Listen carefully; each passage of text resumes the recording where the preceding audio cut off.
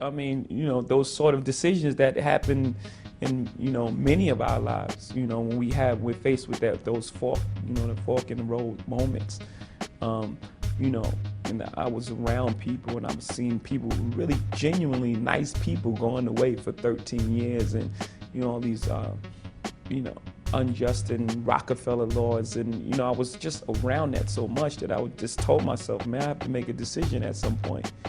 And, I made this decision to, focus on music, which was my love, and it worked out. Consistency. People have a love of music. They may do 1 or 2 or 3 albums, and then for some reason they fade away. That hasn't happened to you. I think again, it goes back to a bit of what Warren was saying as well. Like, it's the discipline as well, the discipline to not get caught up in the moment. Music is like stocks too. There's the hot thing of the moment.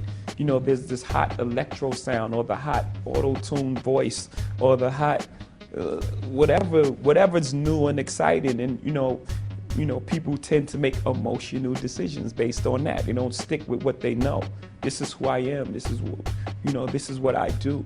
And then they, jump on this next hot thing, and it's not for you.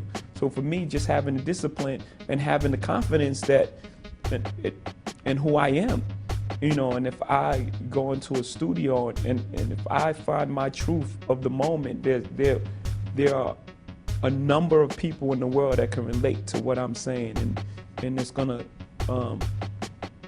buy into what I'm doing. Not because it's the new thing of the moment, but because it's my genuine emotions. It's how I feel. It's how I articulate the world. And, just having the discipline to just, be yourself. Because you once said, as an artist, you are fighting against everything that's new and everyone's fascinations with new things. Yeah, shiny things. And people fall in love with shiny things. So in essence, as you grow older, you bring an audience with you because the topic of your music grows with you. Right. So it never stays, doesn't go stale. Yeah, because for hip hop is like 30 years old. Like, hip hop is fairly a new genre of music. So we've never seen, the maturation of hip hop, in this sort of way. This never happened before. People would get a certain age and still try to pinpoint this, young demographic, because hip hop was a young man sport. But, people that listen to hip hop when they're 18, they still gonna like hip hop when they're 28. It's just that the voices in hip hop are not speaking directly to them anymore. They weren't. They were speaking to a 18-year-old demographic. So, you're 28, you don't have anything to listen to because no one's relating to you. So, my whole thing was, I'm not gonna do that. I'm just gonna make, the music that I love to make and that I want to make, and I'm gonna mature with my music. And, luckily for me, it was the right decision.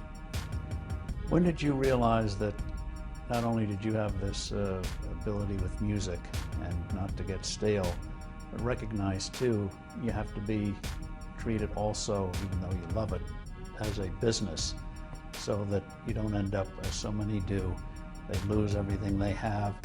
They're in effect indentured to companies, and they're not masters of their fate. Yeah, that was the greatest trick in music that people ever pulled off, is to convince artists that you can't be an artist and make money. I think the people that were making millions actually said that. I think they set that whole thing up. It was almost like shameful, like especially in rock and roll. You had to pretend that, you got these millionaire guys who had to pretend as if they weren't successful at all, or it would be like a detriment to their career. Hip hop from the beginning, it was always been aspirational.